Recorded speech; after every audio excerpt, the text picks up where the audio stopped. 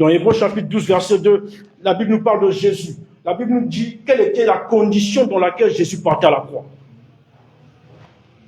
Qu'est-ce qui motivait Jésus?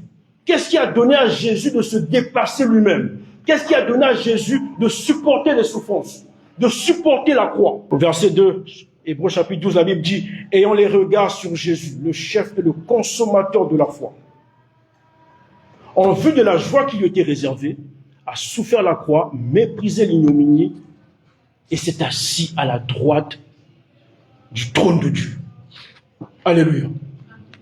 Jésus avait quelque chose qu'il voyait. Il y avait une joie qui lui était réservée. Il y avait un certain héritage qui lui était réservé. Il y avait quelque chose, bien aimé, quand tu connais ton héritage, tu peux accepter les souffrances. Tu peux traverser l'épreuve. Tu peux te sacrifier toi-même.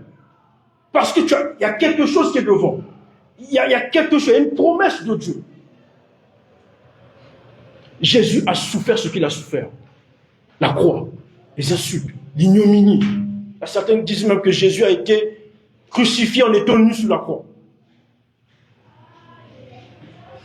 Il a supporté la honte. Il a supporté les difficultés. Parce qu'il y avait quelque chose qui était réservé pour lui. Il y a une force, il y a une puissance derrière la notion d'héritage.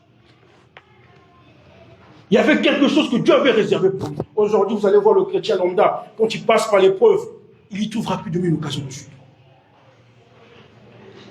Le western n'est pas venu ce mois-ci, le mois d'après. C'est une opportunité pour nous de nous éloigner de Dieu. Difficulté à trouver le travail, c'est une occasion de pouvoir se compromettre. Pourquoi? Parce qu'on ne sait pas ce que le Seigneur réserve pour nous, que ce soit sur cette terre et même dans le siècle à venir. Allez, est-ce que quelqu'un me comprend jusqu'ici, bien aimé? La notion d'héritage. Nous, en tant qu'enfants de Dieu, en tant que disciples de Jésus, on est appelé à marcher sur le même chemin que Jésus.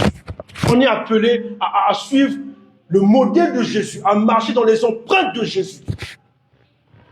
À garder en tête que tout ne s'arrête pas dans cette vie. Ou du moins, il y a un héritage que Dieu réserve pour nous.